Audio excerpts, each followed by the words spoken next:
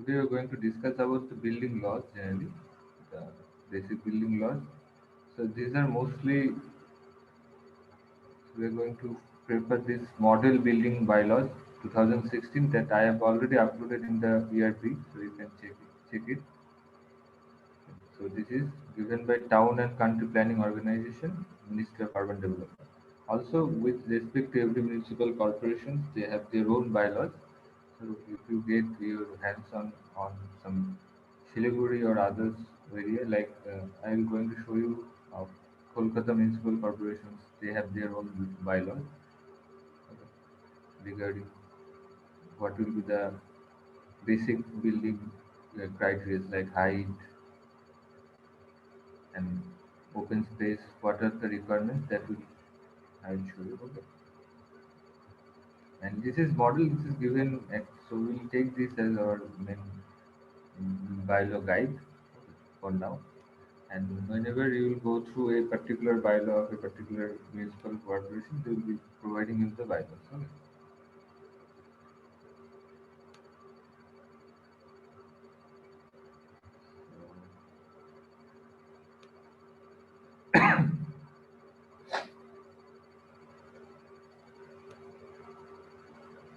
Let's go to the definitions part.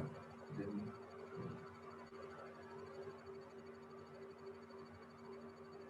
so in this bylaws, unless the context otherwise requires the definition, all mandatory master plan, general plan, regulation regarding use, land use, coverage, FAR, setback, open space, height, jovi, all other things, including modification from time to time shall be applicable okay, in the bylaw regulations.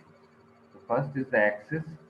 What is the definition? A clear approach to a plot or building. So there are definitions that are given. Whenever you are following a particular law, there will be a particular word like access, act, addition, alteration. What does actually mean? All those definitions are given. Even in the bylaws, generally in the definition position, it will be written down. Okay. So whenever you will have some confusion, you go through the definition exactly what does it mean, and then again you come back to that place and you check. Okay, okay, this is the meaning of that particular bylaw. Okay. Like what is advertising sign, air conditioning meaning what they are talking about, application approved, what is they are talking about, architect. So area, authority, balcony. So what is balcony there? What is Barsati? What generally means the building that I was talking last time we have talked about the first class.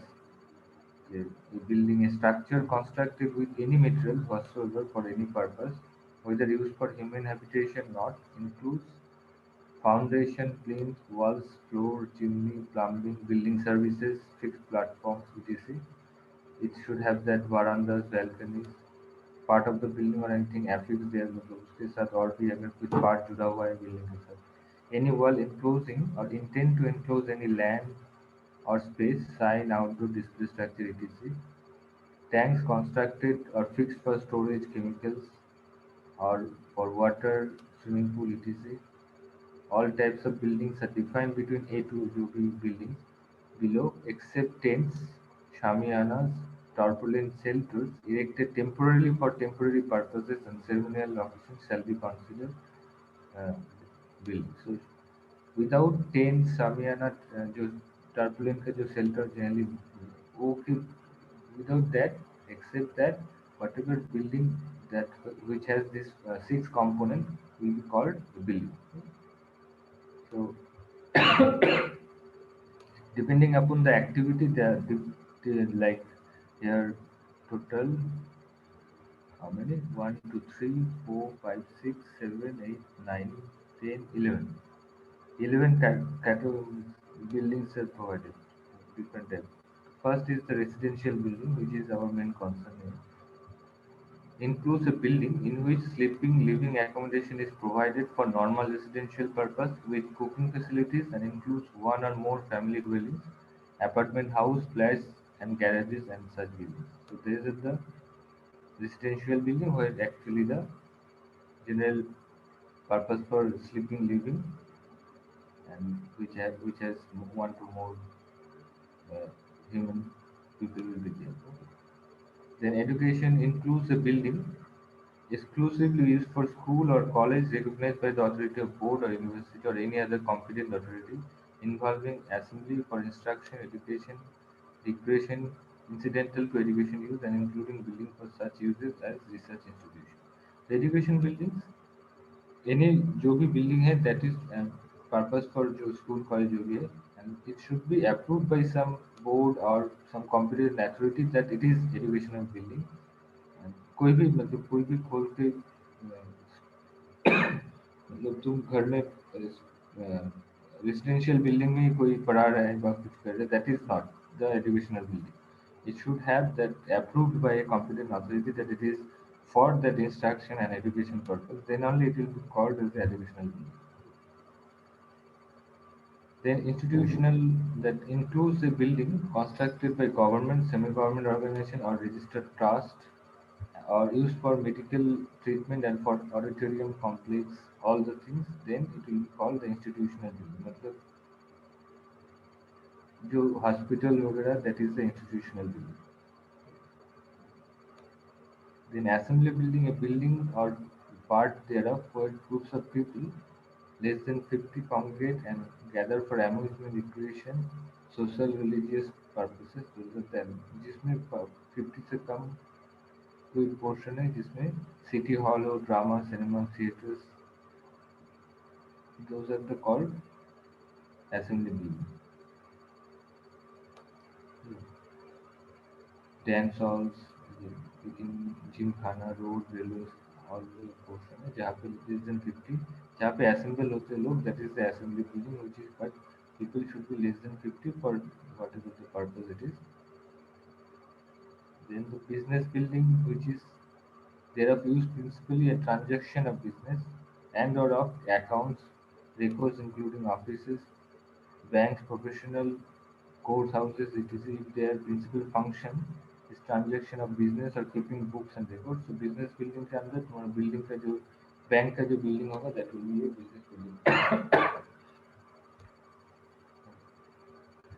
तो institution हो गया तुम्हारा जो hospitals जो areas है that is institution के अंदर business building मतलब जो जनरली बैंक का बिल्डिंग होगा that is then mercantile includes a building or part thereof used as shops, stores, market for display or sale of wholesale or retail goods or merchandise.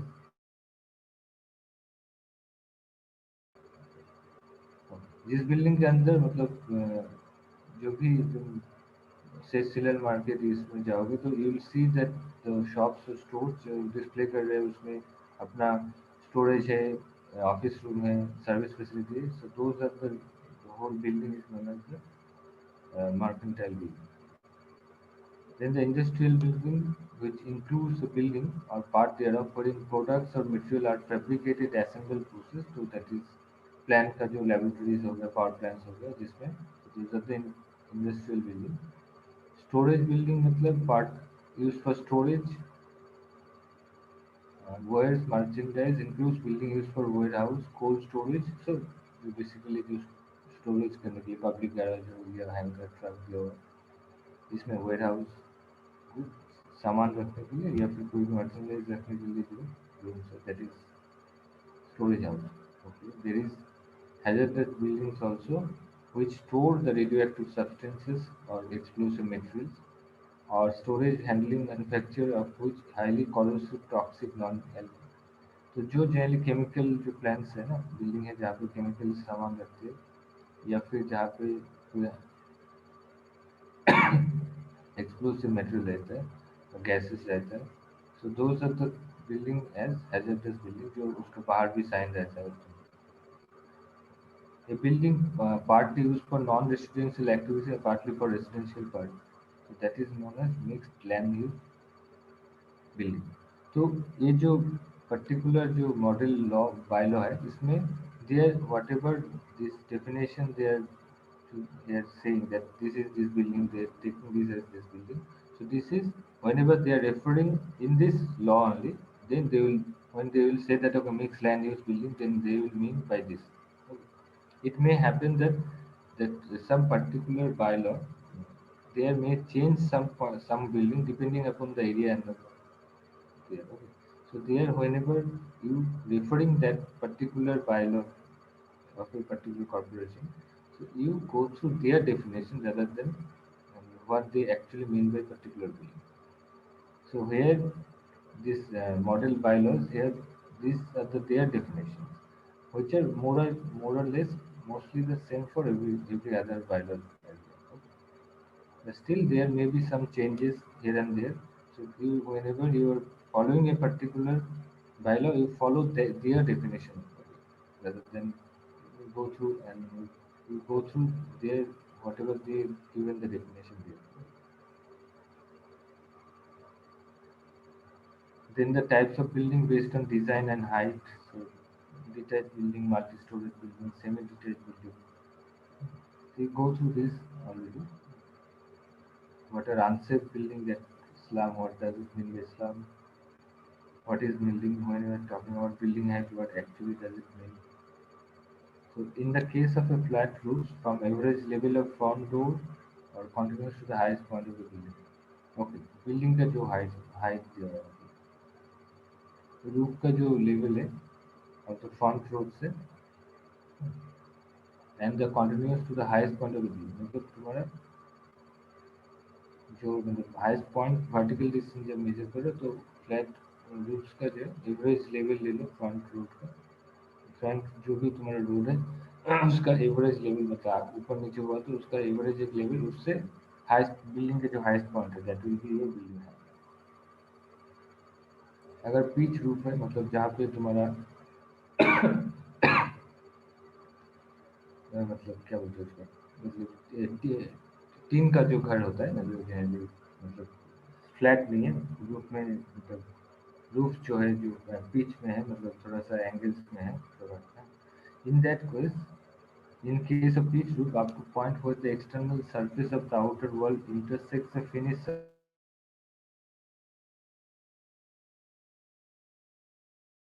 surface of the sloping roof intersects the finished surface of the sloping roof.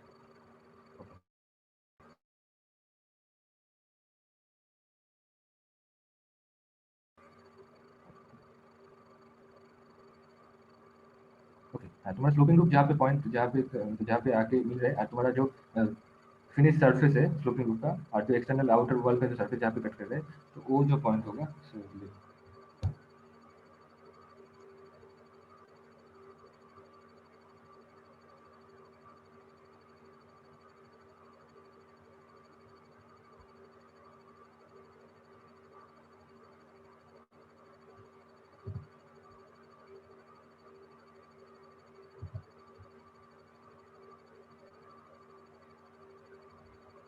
तो ये जो external wall जहाँ पे cut कर रहा है और sloping wall जहाँ पे तो ये जो दो पॉइंट जो जो हाईएस्ट पॉइंट है तो सोचो ये पिच रूफ है और तुम्हारा ये तुम्हारा जो लेवल है बाहर का उससे इस पॉइंट तक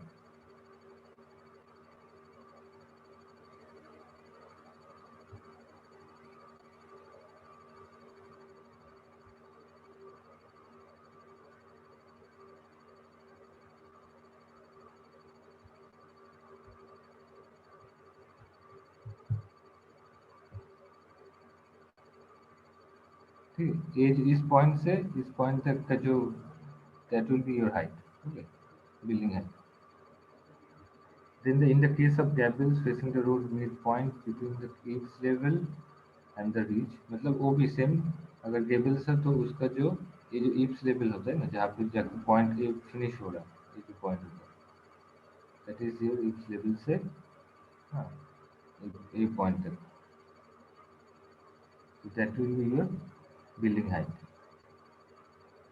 then building line क्या हो जाएगा the line up to which the plinth of a building adjoining a street on an extension of a street or a future street may lawfully extend that includes the lines prescribed if any scheme or development plan the building line will change from time to time तो तुम्हारा plinth क्या है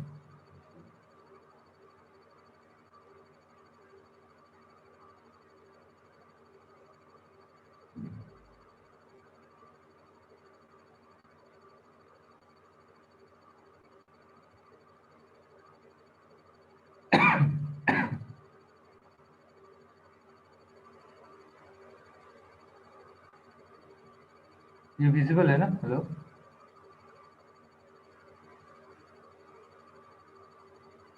yes sir.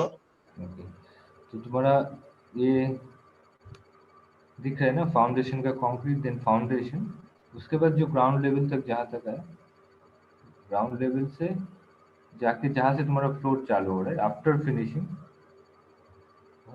तो that is your plane level. उधर से तुम्हारा ground level का जो है दैट इज योर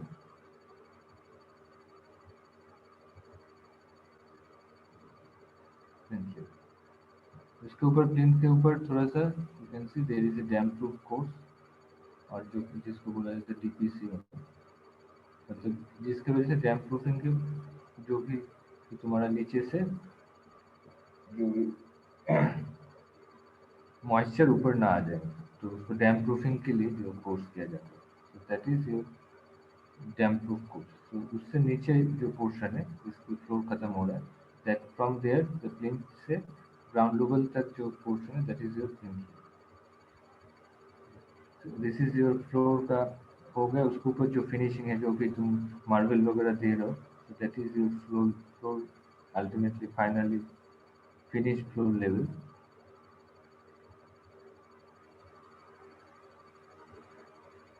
ये हो गया डोर। उसके ऊपर जो पोर्शन है लिंटेल का, लिंटेल लिंटेल का मतलब क्या है, उस ऊपर जो थोड़ा सा जो ये रहता है ना, कंक्रीट दिया रहता है, देखना जो ओपनिंग के ऊपर जो कंक्रीट दिया रहता है कि ऊपर का जो ब्रिक मशीनरी है वो इसके ऊपर ना आ जाए, मतलब उसको ओपन, क्योंकि तुम कहीं पे डोर या फिर विंडो के ऊपर जो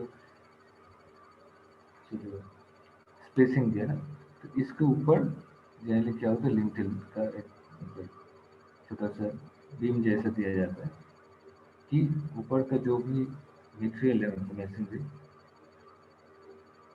उसका जो भी लोड आ रहा है इट शुड गो टू, मतलब उससे ये होके मतलब वॉल में चला जाए।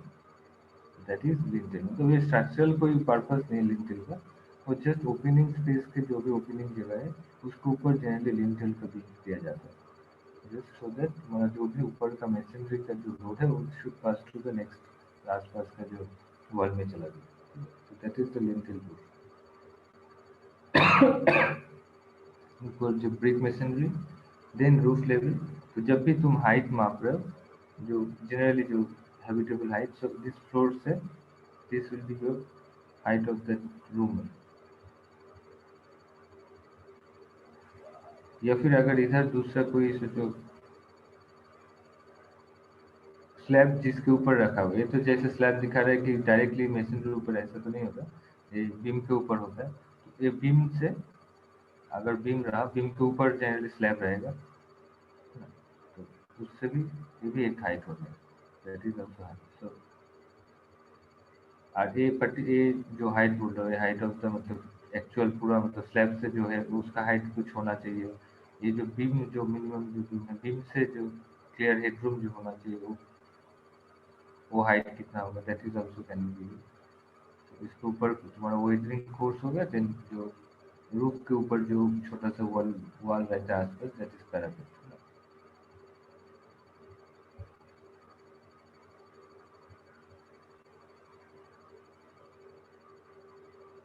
जब भी अभी बोलेंगे नेक्स्ट टाइम हाइट के बारे में, then you just remember this plane ground level, then उसके ऊपर डैम प्रूफ कोर्स, डोर का जो भी windows, then lintel, masonry beam, and then तुम्हारा स्लैब।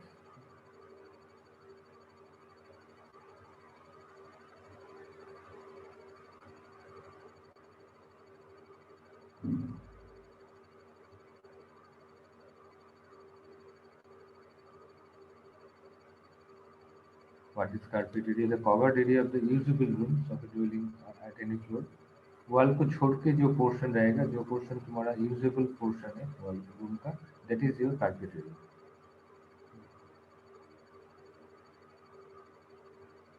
कवर्ड एरिया का क्या मतलब है? The ground area covered immediately above the plinth level, covered by the building but does not include space covered by, मतलब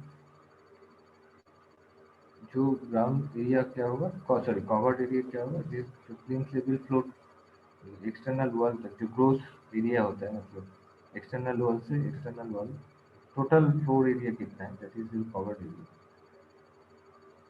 जहाँ पे it does not include space जहाँ पे gardening, rockery, well structures, plan nursery जो जो portion है, या फिर टेनिस कल्वर्ट हो गया, या कॉम्पाउंड वॉल हो गया, या कैनोपीज, अदर जो पोर्शन है जो एग्जैक्टली कवर्ड एरिया में नहीं आएगा, वो सब पोर्शन को छोड़ के ओनली जो पोर्शन तुम्हारा प्लिंथ लेवल से जो पोर्शन तुम्हारा external wall to external wall जो भी पोर्शन है, तो that will be your covered area. जहाँ पे अगर ये सब कुछ भी स्पेस ये सब रहता है, देन यू हैव टू इसको छोड़ के जो पोर्शन होगा that will be your covered area.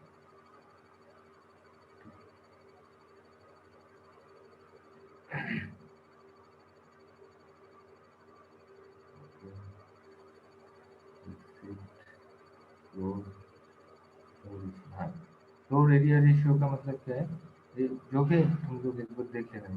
Floor area ratio मतलब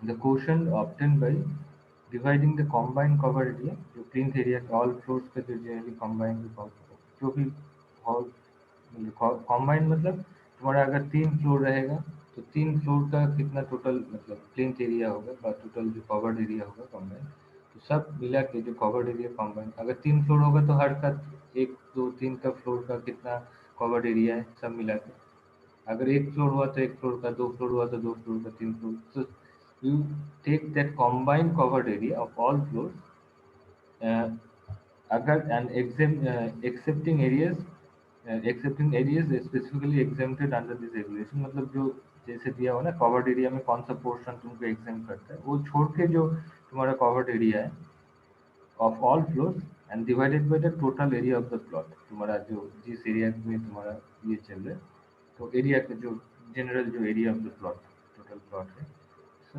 that will be your floor area ratio. The total covered area on all floors, सब फ्लोर में covered area कितना है divided by the plot area will be your floor area ratio.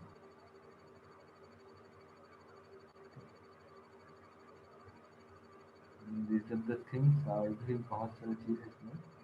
Now let's go to कि जो general building requirements क्या क्या है, जो कवर्ड एरिया मिनिमम कितना होना चाहिए गिवन, अगर रेसिडेंशियल हो,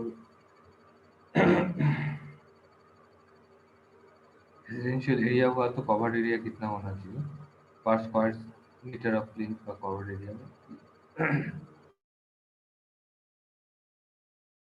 लोग रह सकते हैं। Occupant load in dormitory portion okay, sleeping, okay, what is occupant load?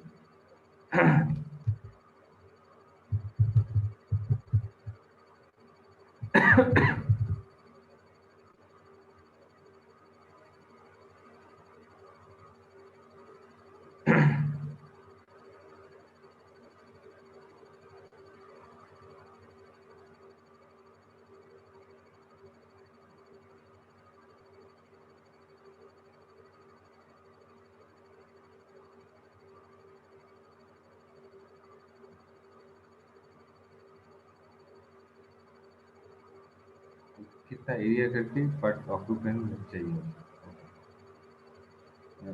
this is the area occupant load per 100 square meter of plain covered area, residential building में 8 मीटर स्क्वायर होगा,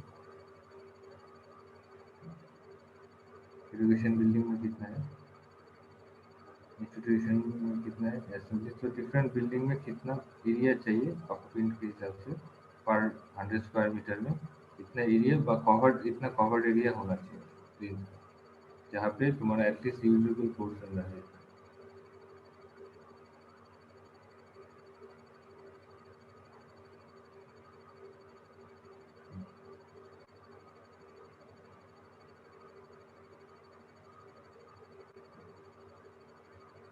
then तुम्हारा requirements for parts of building, plinth का कितना होना चाहिए, the plinth of any part of a building or outhouse shall be so located that with respect to surrounding ground level के हिसाब से that the adequate drainage of the site is assured, so तुम्हारा जो मतलब जो भी ये हो रहा है जो आके ग्राउंड में गिरे या फिर जो ड्रेनेज है ड्रेनेज आके तुम्हारा आसपास का ड्रेन में गिरे, तो उसके लिए the height of the plane shall not be less than 450 millimetre से ज़्यादा होना चाहिए from the surrounding ground level से, जो प्लेन का हाइट है प्लेन लेवल का। So that will be should not be less than 450 millimetre. ठीक है, that should not be 450 millimetre. Then interior corridors are covered part. Okay. Every interior corridor shall be raised at least 100 millimeter above the determining ground level and shall be satisfactory drain. Okay. जो parking वगैरह है, तो parking जब भी कर लो तो उसमें जो जो कोर्ट यार्ड है कुछ पोर्शन, तो उसमें एटलीस्ट 150 मिलीमीटर का ग्राउंड से थोड़ा सा ऊपर होना चाहिए कि तुम जब भी उसमें भी अगर कुछ जैसे पार्किंग हो गया तो उसमें वो पोर्शन को तुम अगर धो रहे हो तो उसके लिए भी जो वो रेस्ट होना चाहिए कि तुम्हारा वो ठीक से पानी उससे गिर के नीचे आके मतलब ठीक से ड्रेन हो सके। So that is your, so one is 450 mm and another is 150 for courtyard the, ठीक है, बिल्डिंग में मतलब 1450 मिलीमीटर से ऊपर होना चाहिए। तो ये हैबिटेबल रूम्स का हाइट कितना होना चाहिए? Height of all rooms for human habitation shall not be less than 2.75 metre. ठीक है, from the surface of the floor to the lowest point of the ceiling, जो बॉटम ऑफ द स्लैब होगा जो बोल रहा था, तो 2.75 मीटर से should not be less than 2.75, तो उससे ज़्यादा, provided the minimum clear headway under any beam shall not be less than 2.4 meter. So in the case of pitch roof जो बोलना था, the average height of the room shall not be, so उसमें भी 2.7 feet 75 metre ही तुम्हारा standard height है। तो तुम्हारा average height generally pitch हो या अनपिच हो, मतलब जनरली हाइट तो 2.75 से कम नहीं होना चाहिए। ठीक है, so those are the heights given.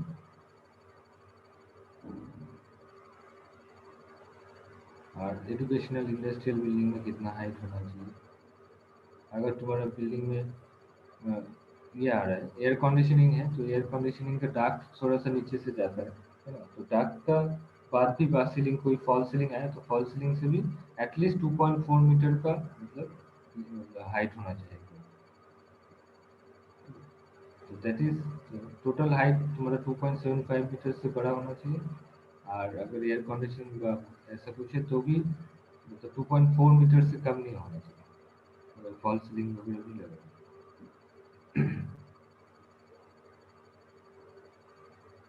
So area of habitable room shall not be less than 9.5 meters square, where there is only one room with minimum width 2.4 meter। मतलब जहाँ पे सिर्फ एक ही रूम है, जहाँ पे 2.4 मीटर का विड्थ है, मतलब एक साइड में है, तो और तो उसका साइज मतलब हैबिटेबल जो रूम का साइज शुड मतलब 9.5 मीटर स्क्वायर से कम नहीं होना चाहिए। अगर दो रूम हुआ तो one of this room shall not be less than 9.5 metre square और other not less than 7.5 metre square with minimum width 2.1। तो ये रूम का बेसिक जो साइज हो गया that is 9.5 metre square.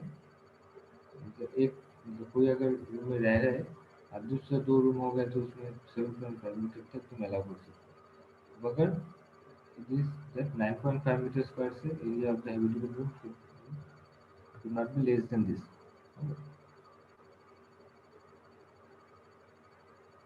Kitchen का हाइट भी सेम कि 2.75 मीटर से मतलब जो किचन हुआ ये उसका साइज, अदर रिक्वायरमेंट्स क्या क्या है।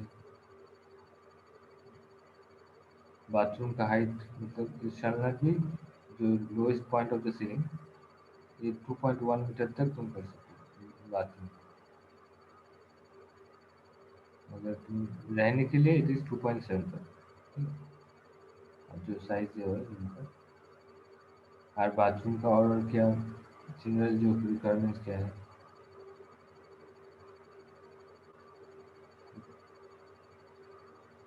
डिफरेंट फ्लोर्स, स्टोर रूम का, गैराज का, basement residential purpose, okay, chimney, parapet का, केबिन, वॉल्स, सेप्टिक टैंक कहाँ होना चाहिए, सेप्टिक टैंक का location. Okay, the subsoil dispersion system shall not be closer than 18 meter from any source of drinking water. तो तुम्हारा septic tank और तुम्हारा जो ड्रिंकिंग वाटर का जो पोर्शन है शुड भी 18 मीटर के आसपास नहीं होना चाहिए, कि नहीं तो क्या होता है तुम जब भी पानी का उससे पॉल्यूशन का एक चांसेस रहता है। You should follow this so that तुम्हारा मतलब खाने के पानी से तुम्हारा जहाँ पे मतलब सेप्टिक टैंक हो उसमें थोड़ा मतलब एक डिस्टेंस है कि उसमें पॉल्यूशन ना हो। Shall be removed as far removed from the nearest habitable building as economically possible, but not closer than 6 meter to avoid damage to the structure. Dimension क्या होगा? Okay. Under no circumstances shall effluent from a septic tank be allowed into an open channel drain or body of water without adequate treatment. जो भी septic tank generally इस corporation में क्या होता है वो लोग लेके चले जाते हैं ना उन लोगों का जो, बट अगर उसमें कुछ एफ्लुएंट का भी निकल के जा रहा है तो without treatment it should not B go into the open body of water. Okay. Ventilating pipe होना चाहिए every septic tank. When the disposal of a septic tank effluent is to seepage pit, seepage pit may be of any suitable shape and मतलब septic tank का जो जहाँ पे जाके जाना है। बिजनेस बिल्डिंग्स का क्या होना चाहिए, size staircase for exit the minimum required जो है it should B follow, you should follow the fire and safety of NBC 2005। जब इस तो ये हम लोग देखेंगे कि उसका मिनिमम क्लियर विथ कितना होना चाहिए और तुम्हारा minimum trade with minimum riser का स्टेयरकेस का कितना होना चाहिए और एग्जिट रिक्वायरमेंट के लिए। इसमें एक दिया हुआ है कि minimum width of the staircase residential building में 1 मीटर और डिफरेंट बिल्डिंग जितना देखो जैसे असेंबली और जहाँ पे लोग ज़्यादा है उसमें थोड़ा सा बढ़ा दिया है। रेसिडेंशियल बिल्डिंग में 1 मीटर, जहाँ पे असेंबली और इंस्टीट्यूशनल बिल्डिंग जहाँ पे बहुत लोग आने के चांसेस है उसमें 2 मीटर दिया हुआ है। एजुकेशन में 1.5 होटल बिल्डिंग अदर बिल्डिंग 1.5, सिर्फ इसमें ही 1 है रेसिडेंशियल बिल्डिंग में, बाकी बिल्डिंग में 1.5 से 2 मीटर का है। मिनिमम ट्रेड विदाउट नोजिंग जो है it should B 250 millimetre residential में और दूसरा बिल्डिंग में 300। राइजर ट्रेड मतलब पता है ना, मतलब ये अगर स्टेयरकेस होगा स्टेयरकेस का ये जो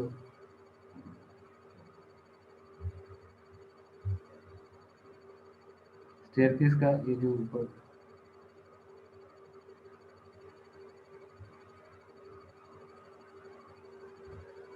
ये जो साइज है इसको बोलते हैं ट्रेड, और ये जो राइजर है तो जहाँ पे वर्टिकल जो हाइट है तो उसको बोल रहे हैं राइजर है ना।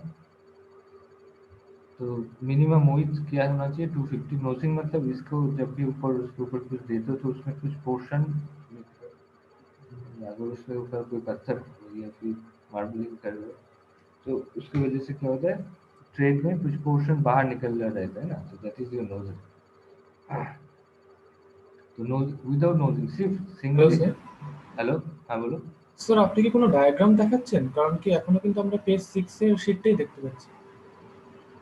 পেজ 6 75 দেখা যাচ্ছে না, পেজ 75।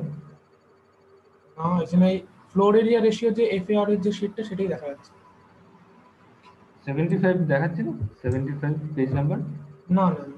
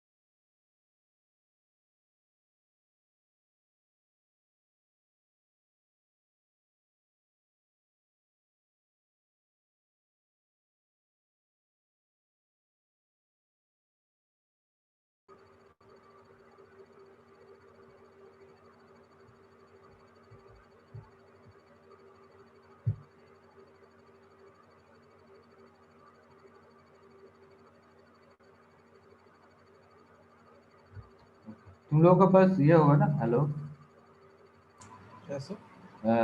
मॉडल बायलॉ जो मैं भेजा था वो तुम लोगों के पास है ना? डाउनलोड किया हो तुम लोग? हाँ सर।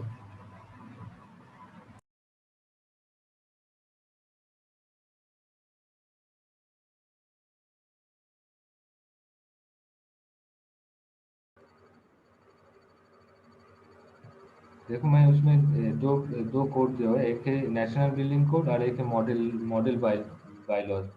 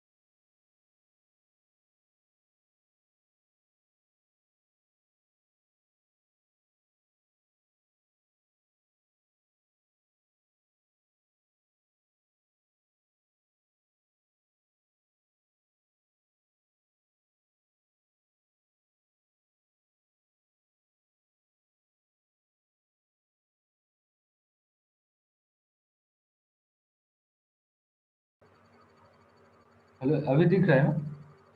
हाँ सर, पेज 56। हाँ हाँ, 74। हाँ मैंने, हाँ right right, 56 right.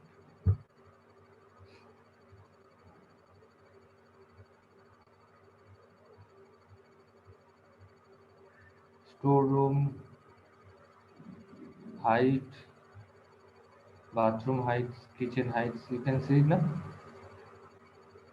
habitable yes room sir. heights। अभी दिख रहा है ना? हाँ सर। हाँ हाँ राइट। पेज नंबर 51 और तुम्हारा जो मतलब इसमें देखो 69 है मतलब ऊपर। ठीक है, मतलब 4.2 4.2.1 हो गया है।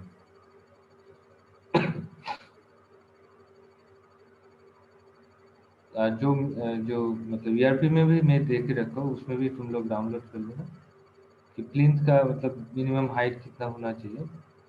उसके बाद हैबिटेबल रूम का जो हाइट जो बोल रहा था is already given in this four general building requirements and services. ठीक है, जब हाइट देख रहे हैं, हाइट मतलब 2.75 से मेजर करना है, जो बोल रहा था मैं, हाइट कितना होना चाहिए, किचन का हाइट कितना होना चाहिए, साइज, अदर रिक्वायरमेंट्स क्या है, देन बाथरूम का हाइट कितना होना चाहिए। जनरली 2.75 जो नेचुरल बेसिक जो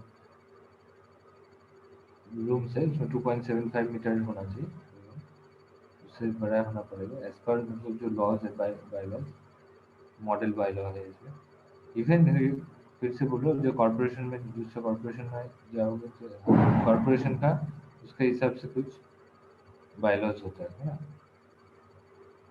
लॉफ्ट का हाइट, जिस फ्लोर का हाइट, स्टोर रूम का हाइट, गैरेज का हाइट, बेसमेंट,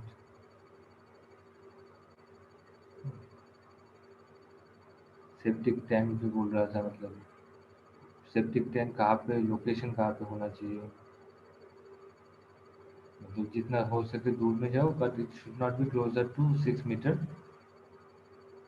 डायमेंशन कितना होना चाहिए, ये दिख रहा है ना अभी? হ্যাঁ Yes, হ্যাঁ sir. हाँ।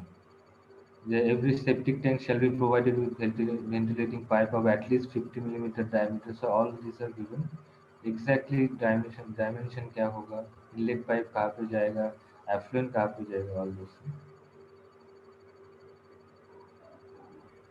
So these are kind of a guidebook. जब भी तुम तो basic जो minimum कितना होना चाहिए, obviously you can go for मतलब तुम्हारा उसके हिसाब से particular plot के हिसाब से you can मतलब तुम फ्लो डायग्राम को कर लो, बट बेसिक जो मॉडल्स है सेफ्टी के हिसाब से या फिर हैबिटेबल होने के लिए you have to take it as a guide and then you make your judgement and then draw the floor plan. Even drawing भी कैसे होना चाहिए, ड्राइंग का कौन सा रूम का क्या कलर होना चाहिए, that is also given in the law. Staircase का एग्जिट रिक्वायरमेंट क्या है, as I was showing here कि मिनिमम विड्थ कितना होना चाहिए 1 मीटर रेजिडेंशियल बिल्डिंग के लिए, मिनिमम ट्रेड कितना होना चाहिए without nosing that is 250 mm, other building में 300 अगर दूसरा बिल्डिंग होगा, maximum riser 190 mm, 150 mm for other buildings and this shall be limited to 12 per flight, मतलब राइजर 12 पर फ्लाइट होना चाहिए एक एक फ्लाइट में।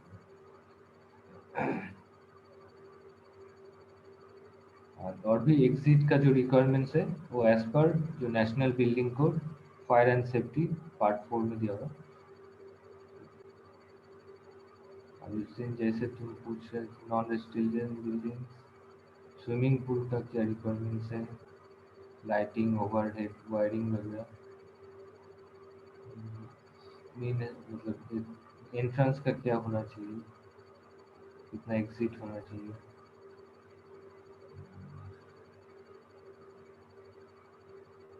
जैसे मतलब हर चीज़ पढ़ने में थोड़ा टाइम, ये जैसे उस दिन पूछ रहे थे स्काईलाइट का थोड़ा सा प्रोविजन दिया हुआ है, joint open air space ground projection into open space. Okay,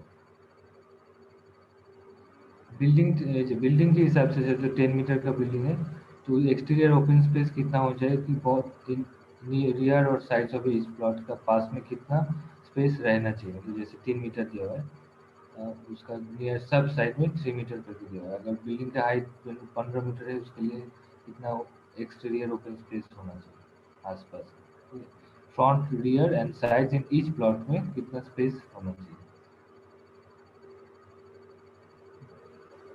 ये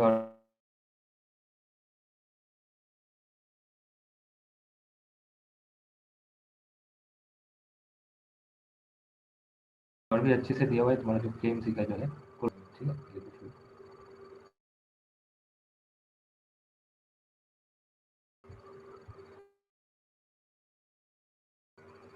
इसमें नहीं मॉडल है अगर नहीं है then they can go for this as a guide book।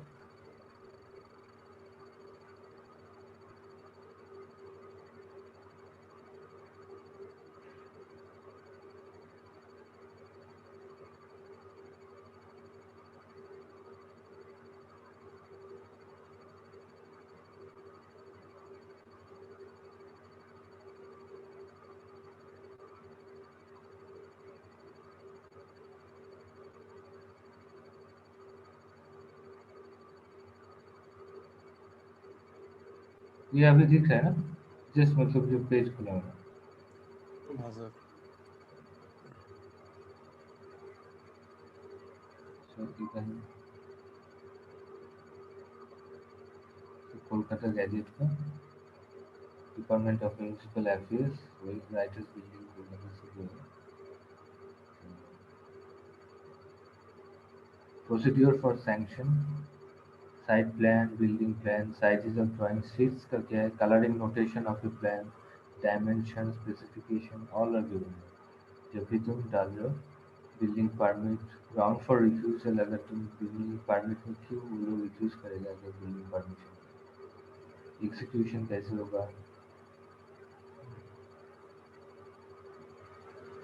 Permit फी कितना है, फीस दिया हुआ है, बिल्डिंग का सर्वेयर्स कौन होगा, क्या क्या टेक्निकल जो भी पर्सनल रहेगा उन लोगों का क्या ड्यूटी क्या रिस्पॉन्सिबिलिटी होगा। देन ओपन स्पेस का जो बोल रहा था, minimum open space building height of the building के हिसाब से कितना होना चाहिए, इलेक्ट्रिक लाइंस का क्या प्रोविजन होना चाहिए, हाइट का जो लिमिटेशन फ्लोर एरिया रेशियो कितना होना चाहिए, हाइट का एग्जाम्पशन कहाँ पे होगा, हाइट जो बेसिक दिया हुआ है कहीं पे भी एग्जाम्पशन क्या होगा, पार्किंग। और इस सबसे पहले प्रिंसिपल किंग्स का है मतलब डेफिनेशन दिया हुआ प्रिलिमिनरी में, हर चीज़ का definition is given in the chapter 1 itself। And then जब भी तुम कहीं पे लग रहा है तो then you go to the definition and check it.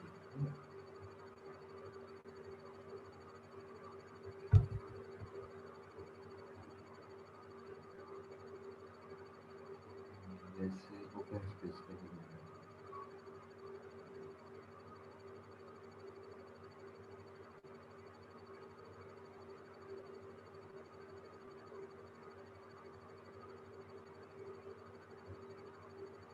Building components,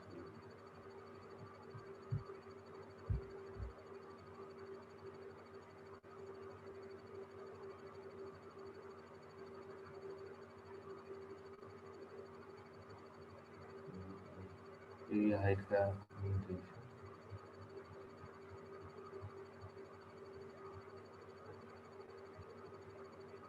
open space.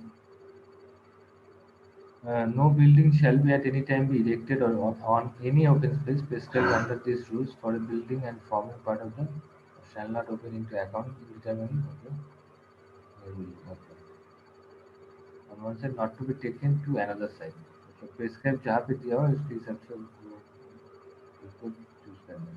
जैसे बिल्डिंग का हाइट अगर 7 मीटर है तो फ्रंट में कितना हो चाहिए, दो साइड में कितना होना चाहिए और रियर में कितना होना चाहिए।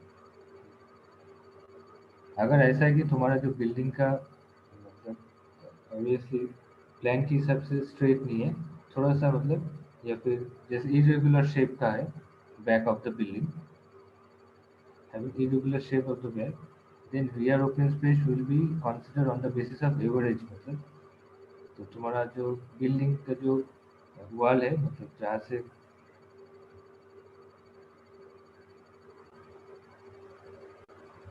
किसी से प्लॉट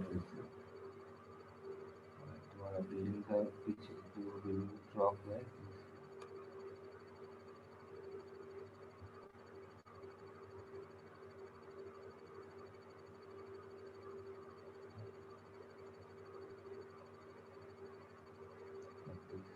तो तुम टेक जो इधर से तुम चलो ये जो डिस्टेंस माप लो,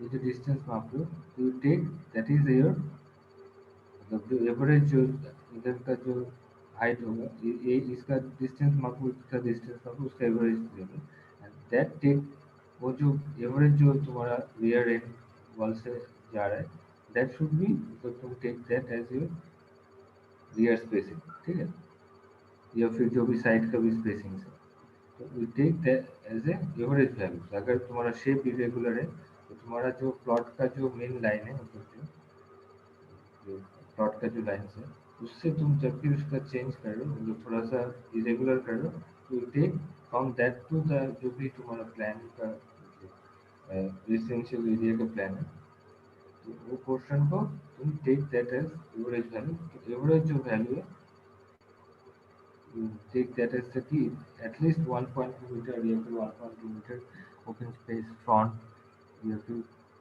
रियर में इतना होना चाहिए, 2 मीटर होना चाहिए फ्रंट ओपन है, बाकी जगह में 1.2 मीटर करके छोड़ना है अगर आप तो 7 मीटर हाइट का बिल्डिंग है। जब भी बिल्डिंग बढ़ता जाएगा तो लाइक 8 मीटर तक भी they are taking it as 8 से 10-12 मीटर तक रियर में it is 10 metre.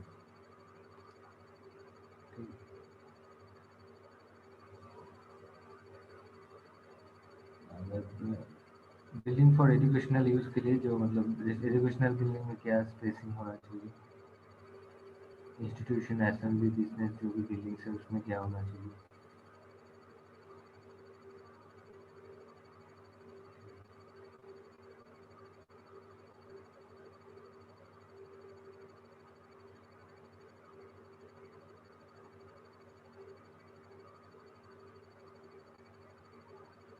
Floor area ratio कितना होना चाहिए, जो अभी देखा मैक्सिमम, अगर हाइट इतना है, या मतलब ये 2 मतलब 4 एक साइड का होता है, जो width of the means of access जहाँ से आ रहा है, तो इसका के हिसाब से कितना मैक्सिमम फ्लो रेशियो है, तो इसका कोई दिया नहीं है।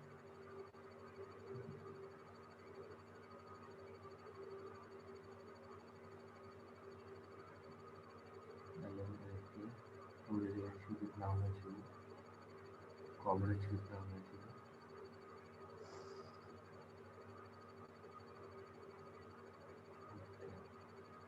बेहतर है कि you go through the laws, by laws, ठीक है, उसमें अगर कोई क्वेश्चन है तो then you ask me, okay, that will be better, क्योंकि इसमें छोटा छोटा बहुत सारा पॉइंट्स है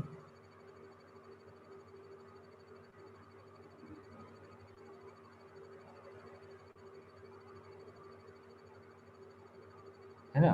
हेलो, कि तुम जो मॉडल बायलॉज दिया हुआ है, जो मैं भेजा था, उसमें general requirements of a building जो है, यू गो थ्रू इट, जो मतलब तुम्हारा जैसे क्या क्या, जैसे बेसिक क्या है, जैसे साइड स्पेस का क्या बायलॉ है, बैक फ्रंट स्पेस कितना होना चाहिए, कवर्ड एरिया कितना होना चाहिए, हाइट ऑफ द बिल्डिंग कितना होना चाहिए, एंड जो लेबोरेटरी ब्लॉक मतलब जो बेसिक रूम का वेंटिलेशन का, स्टेयर का और लिफ्ट का क्या जनरल रूल्स है, वो एक बार जस्ट देखो। हाँ, उसके बाद अगर कोई कहीं पे क्वेश्चन है then you ask me, okay, in the next class, ठीक है ना। Okay sir. नहीं तो क्या है, मतलब सिर्फ लॉक पे तुम बोल के कोई फायदा नहीं है, अगर अगर चेक करो and then if you have find anything difficulty then we will discuss.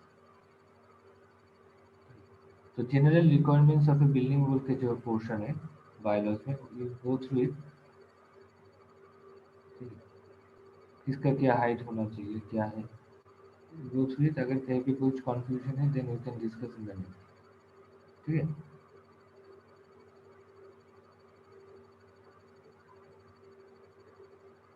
मतलब इसमें समझने का कुछ नहीं है, वो लोग कुछ बेसिक क्राइटेरियाज है कि ये चीज़ तुमको फॉलो करना है, ये रेगुलेशन। तो मैं तुमको बायलॉज और जो कोलकाता म्यूनिसिपल कॉर्पोरेशन का भी बायलॉ है वो तुम गूगल से भी मिल जाएगा, so you go through it, कुछ कुछ पोर्शन यहाँ पे, अगर म्यूनिसिपल सिलीगुड़ी का मिलता है तो वो भी, अगर किसी को पास, then also go through it. कुछ बेसिक क्या क्राइटेरिया, ऐसा नहीं कि, है ना, जस्ट कैसे तुमको वो लॉ को पढ़ना है और किसका क्या मतलब है वो जान, उसके लिए you just go through it, then only you will know, है ना। और जैसे फायर का एंड सेफ्टी का जो है, that is also given in the national building code, तो वो नेक्स्ट क्लास में देखते हैं फायर प्रोटेक्शन के लिए, ठीक है।